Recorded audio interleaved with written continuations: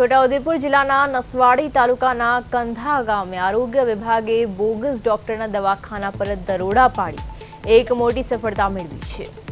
Block health ઓફિસરને મળેલી ચોક્કસ માહિતીને આધારે આરોગ્ય વિભાગની ટીમ સાથે પોલીસનો કાફલો કંધા ગામે પહોંચ્યો હતો, જ્યાં નવજીવન હોસ્પિટલ નામનું દવાખાનું ચલાવતા પ્રદીપ સુકુમાર નામના શખ્સને ઝડપી પાડ્યો હતો। આરોપી મૂળ કોલકાતાનો છે અને પોતાની પાસે કોઈ અધિકૃત ડિગ્રી ન હોવા છતાં બોગસ પ્રમાણપત્રોના આધારે એલોપેથિક દવાઓ આપી દર્દીઓના સ્વાસ્થ્ય સાથે ચેડા કરતો હતો। આ ઘટના બાદ હવે જિલ્લામાં ચર્ચા જાગી છે કે છોટાઉદેપુર જિલ્લામાં આવા 30થી વધુ બોગસ ડોક્ટરો બેફામ બનીને દવાખાના ચલાવી રહ્યા છે। આદિવાસી પ્રજાએ આક્ષેપ કર્યા છે કે આરોગ્ય તંત્રની આંખ આડા કાન કરવાની નીતિને લીધે જ આ નકલી ડોક્ટરોને પ્રોત્સાહન મળી રહ્યું છે।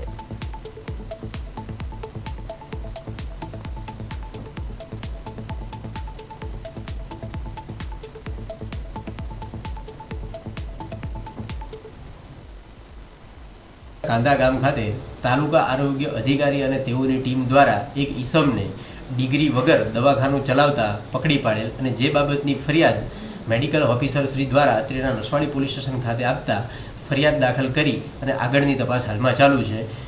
BNS કલમ 125 તથા મેડિકલ પ્રેક્ટિશનરી એક્ટની કલમ 33 મુજબ ગુનો દાખલ કરવામાં આવેલ છે અને તપાસ હાલમાં ચાલુ છે।